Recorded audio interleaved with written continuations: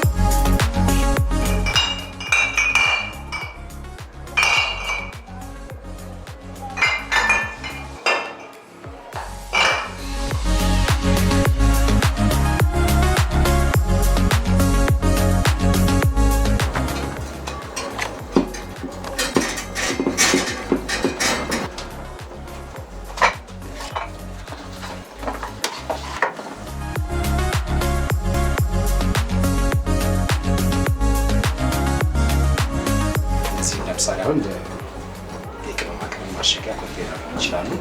እንደነዚህ አይነቶቹ ደግሞ እንደ ቤዝ ለአበባ ማስቀመጫ ማድረግ እንችላለን። እነዚህ ደግሞ የምታያቸው ቆጠር እንደ ቦል ሱፕ ለዚህ ሾርባ ነገሮች ማለት ነው ማድረግ ይቻላል። ብዙ ቤቶቻችን ላይ የሚጣል ነው። እቺ ደግሞ ቆንጆ ለሻማ መስሪያ ቀለል ላለ ውሃ መቅጃ አድርገን መስራት እንችላለን።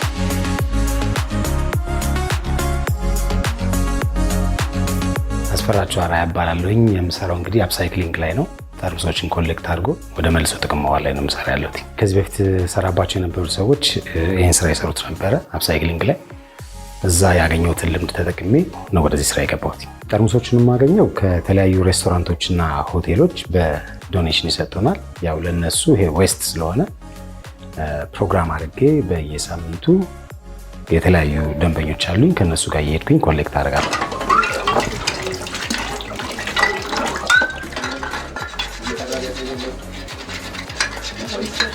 የነዚህ ምሽት ቤቶች ላይ ምናምን ላይ በርከት ያሉ ጠርሙሶች እናገኛለን።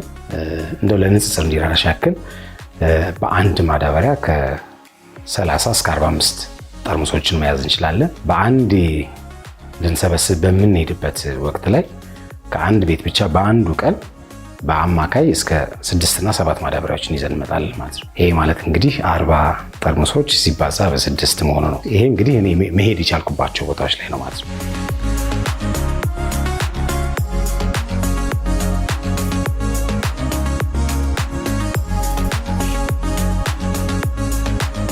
ለኪችናችን እንደ ቅመማ ቅመም ማሸጊያ፣ ለፈሳሽ ነገር ቢሆን ማሸጊያ የሚሆኑትን ሳይዛቸውን እንመርጥና ለኪችን ዋይዝ የሆነውን ለኪችን እናደርገዋለን።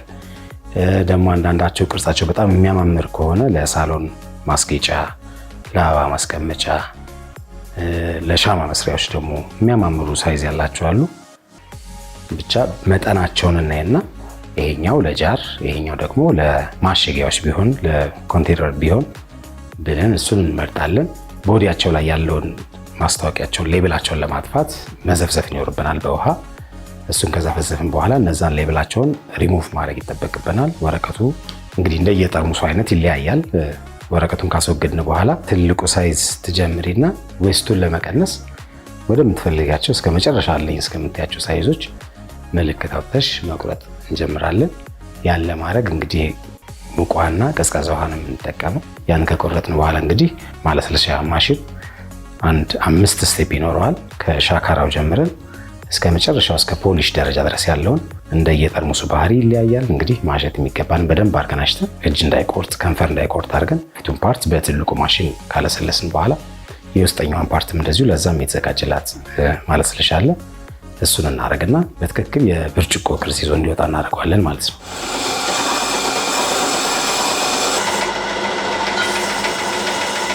ቤት ውስጥ ላለ ማንኛውም አይነት ነገር ከቡና ጀምረሽ ለምንጠጣቸው ውሃ፣ ለምንጠጣው ጁስ፣ ለምንበላው ፍራፍሬ እነዚህ የምታያቸው ጠርሙሶች በሙሉ መሆን ይችላሉ። እንግዲህ ከሳሎን ቤት እስከ ጓዳ ማለት ነው። እኛም ዓላማችን ገንዳ ላይ የተጣሉትን ነገሮች ጓዳችንን በደንብ አድርገን ማስጌጥ እንድንችል፣ ሳሎናችንን በደንብ አድርገን ማስጌጥ እንድንችል ነው።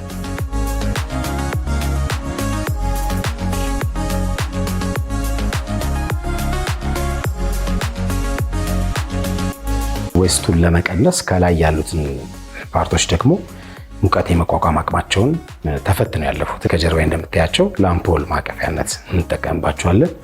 ራስጌ መብራት፣ ኦፊሳችንን ለምሳሌ መብራት ብንፈልግ ለዛ ማቀፊያ አድርገን በሚያምር ሁኔታ ለሱ መስራት እንችላለን። ቅርብ ጊዜ እንደጀመርነው ደግሞ ለአበባ ማስቀመጫ እነዛኑ በቃጫ እናስጌጥና እንደዛ እንጠቀምባቸው።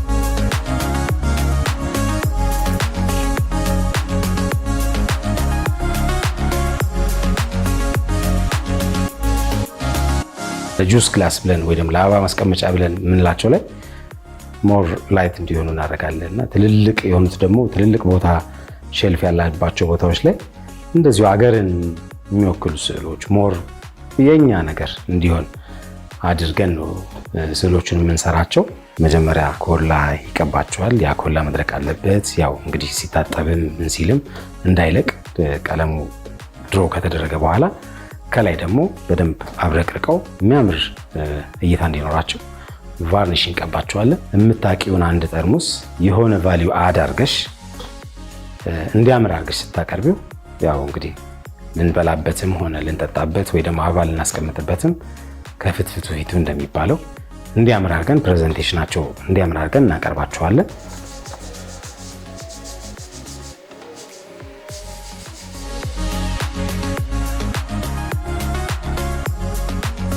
ስራ ጋር ተያያዥ የሆኑ ነገሮችን ከምግብ ብክለት ጋር አነባለሁ። ሳነብ ብዙ የሰለጠኑት ሀገራት ከፕላስቲኩ ከዚህ ከቆርቆሮ ነገር እየወጡ ወደ ቦትሎች እየሄዱ እንግዲህ ጥቅሙ ያው ከጤና ጋር የተገናኘ እዛ ላይ እንዳየሁት ፈሳሽ ነገርም ቢሆን ቅመማ ቅመም ነክ ነገርም ቢሆን ለሁሉም ማሸጊያ መሆን ይችላል ማለት ነው። ይሄ ነገር ለቤታችን ከሚጥሚጣው ጀምሮ ቆንዶ በርበሬው የሚሆን መከለሻው የሚሆን ምንም በዛ ቢቀመጥ እንዳልኩሽ በእንጨቱ ተከኖ ሲቀመጥ ያው ንፋስ የማስወጣት እድሉም አነስተኛ ስለሆነ ልክ ቅመሙ መጀመሪያ ያዘጋጀነውን አይነት ቴስት ይኖረዋል። ከዛ ባልተሻገር ደግሞ ለጓዳችን ደግሞ ውበትም ናቸው።